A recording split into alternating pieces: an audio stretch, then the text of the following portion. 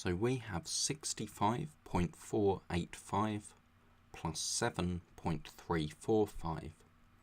So I've written this out as a column addition, and I've made sure to line up my place values. So I have my tens, my units, my tenths, my hundredths, and my thousandths. And if you line up the decimal points, then you know that all your other digits will be lined up as well. Now the first thing I like to do is put the decimal point in my answer. That way I don't forget it, I don't accidentally leave it out.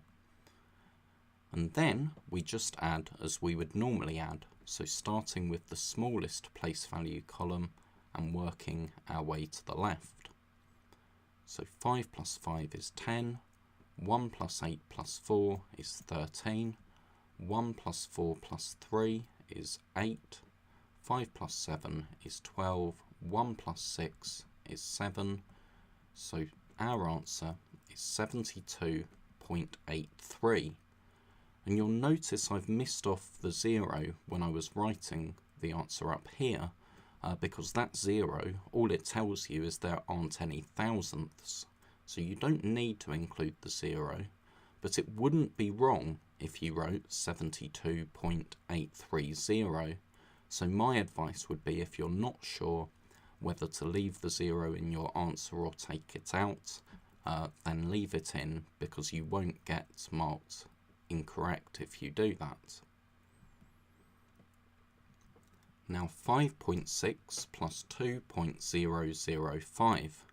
So I've lined up the decimal points.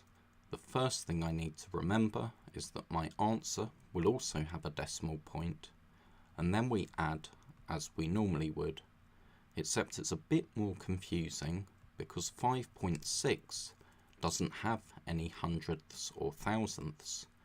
But if it makes things easier for you, you can write zeros in place of the empty spaces, and then adding as normal, we have 5, 0, 6, 7, so there's our answer. And in this case, the 0 is very important to leave in the answer, because if the 0 wasn't there, then we'd have 5 hundredths rather than 5 thousandths.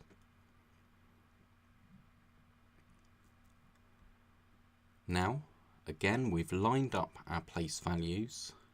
We can remember to put a decimal point in our answer, and then if it's easier for us, we can write zeros in the empty spaces and then add as we normally would.